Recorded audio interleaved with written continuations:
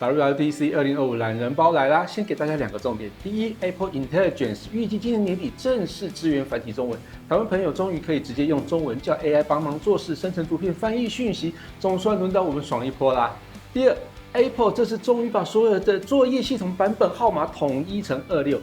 这个编号真的不是台湾人建议的吗？好，无论是 iPhone、Mac、iPad、Apple Watch、Apple TV 还是 Vision Pro， 全都26世代起跳。这次可不是单纯的升级，是整个 Apple 平台 AI 化、统一化的起点。到底还有什么厉害的新功能呢？马上来看。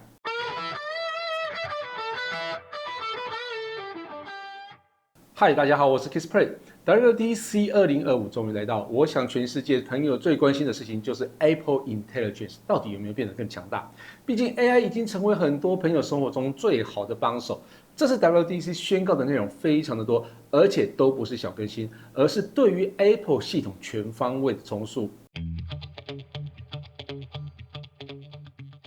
WWDC 最大的焦点绝对就是 AI， 也就是 Apple Intelligence。它不只是能够回答问题，而且能够从摘要邮件到生成图片，再到即时翻译，你的生活每个角落都可以被智慧化处理。像是当你收到一封冗长的邮件，只要讲一句“帮我整理重点”。AI 就可以帮你提炼重点、列清单写回复你只要送出就好。另外，像是 iPhone 的视觉智慧系统 Visual Intelligence， 它可以辨识荧幕的内容或是镜头拍摄的内容，看到商品你就可以查价，看到活动就可以帮你加入行事历。当然，我觉得大家最想知道的就是跟 ChatGPT 的整合进度。这次发表会中说明呢，它还能向 ChatGPT 提问的功能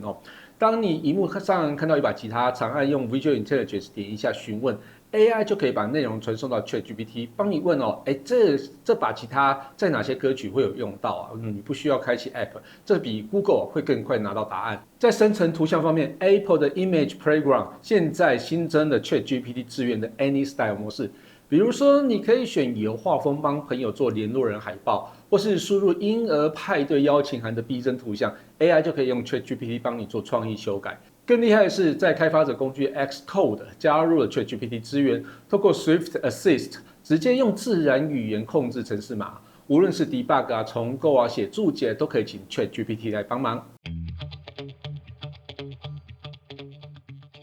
接着要聊的就是今年最有感的 Liquid Glass 设计语汇顾名思义，就是一种半透明的玻璃质感，各种视觉效果都具备这种立体光泽跟流动感。这套设计融入了整个 Apple 的装置家族，从 Dock 控制中心、App 图示、小工具到萤幕操作动态，都统一成半透明光感 style。你想想看用 iPhone 滑下来通知是玻璃质感，用 iPad 开启视窗是透明的质感，连 WatchOS 跟 tvOS 都同步，完全没有违和感。这是 iOS 锁定画面，还进化到让时间根据照片的主题自动调整位置，背景会浮出一丝 3D 的空间层次互动起来更强、更顺眼、更好看一些。iOS 26是这次所有系统中有着最多调整的更新主画面的动态空间背景多层次的通知设计，还有 Safari 可以一滑到底的浏览方式，都让手机使用更加顺畅。相机画面也放大重点让常用的模式像是照片、影片可以直接滑切功能转换快速不混乱。那全新的讯息功能也很有趣可以直接发起群组投票，设定聊天背景，当然背景可以用 Image Playground 直接帮你画，然后按一下就能替聊天换风格。这次电话 App 也终于等到更新了不只是通话记录，而且还有 AI 辨识陌生号码，另外还有语音信箱摘要，以及可以帮你自动接听客服电话，帮你跳过等待铃声，让通话的体验更好。Apple Games 这次也加入升级行列，整个游戏中心排行榜成就都整合进来，想玩游戏揪朋友挑战都更直觉。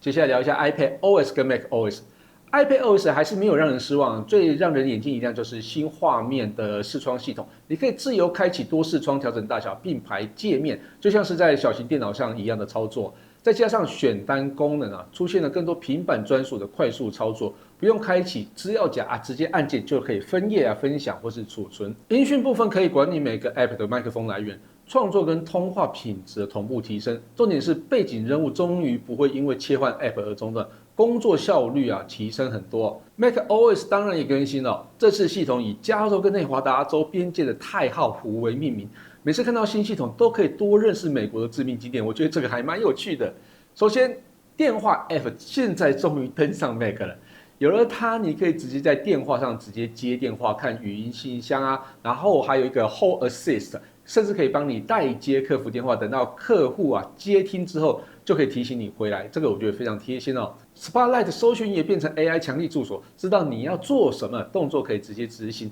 重点是它支援把档案内容丢给 ChatGPT， 请它帮你摘要或是解释啊。这功能啊，直接把 Mac 变成第二个大脑。那捷径部分一样升级，现在可以串联 Apple Intelligence 或是 ChatGPT， 帮你整理文章、会议内容，也能自动生成图像，桌面的效率啊瞬间提升。整个界面也变得更自由，想怎么客制化就怎么变。无论是 Dock 选单列、控制中心都可以变换位置、调整颜色，连资料夹都可以贴 emoji， 制定风格就是这么的简单哦。看到 iPadOS 跟 macOS 的功能，大家不晓得会不会有个想法，两个系统越来越近？那 Apple 真的不考虑把 iPadOS 跟 macOS 整并起来吗？那现在 iPad 啊，不只是娱乐机，它可以跟电脑一样多视窗啊，支援键盘、滑鼠、选单列，它也出现了，很多功能都跟 Mac 越来越像。不如干脆把它们整合成一套系统，让使用者可以用更一致的逻辑去操作。这样做的话 ，App 开发者可以更方便同时维护 iPad 跟 Mac 版本，也更符合 Apple 的 Swift UI 逻辑。使用者呢，只要学好一套操作方式，就能在平板或是桌机做同样的事情，省事又有效率。还是说，因为你要分两个系统才能办两套装置呢？接下来我们看其他的更新。Apple Watch 的更新其实也蛮不错的，它有一个 Workout Buddy AI 教练啊，可以分析心率啊、配速，自动给你语音鼓励，声音听起来就像你的私人教练。你可以用手势轻弹就结束通知闹钟，通知音量可以依据环境自动调整，而且内建翻译、讯息背景还有备忘录，整个新手表啊会更顺手。那 tvOS 也有更新，直接在电视上就可以拥有 Liquid Glass 的超美画面。不少朋友爱用的 Apple Music Sing， 这次也可以支援多人唱歌外，甚至直接使用 iPhone 就可以当麦克风，这样感觉直接在家里就可以当成好乐迪哦。visionOS 则转向更真实的空间体验，你可以把工具或是照片像浮在桌面一样放置哦，还支援 PSVR 2啊、Logitech 装置操作，再加上访客模式设计啊，让 VR 更接近使用者的日常生活。以上就是这次 WWDC 2025的重点整理，从 ChatGPT 整合的 Image Playground、Visual Intelligence、Xcode 到 Liquid Glass 全平台统一，再到所有系统的 AI 跟视觉的升级，可以看到 Apple 正式进入 AI 平台时代。所以你最期待哪一个功能呢？感谢大家收看这期节目，希望大家也会喜欢这次的内容。如果有任何建议或问题，也可以留言让我知道。我是 Kissplay，我们下次见喽，拜拜。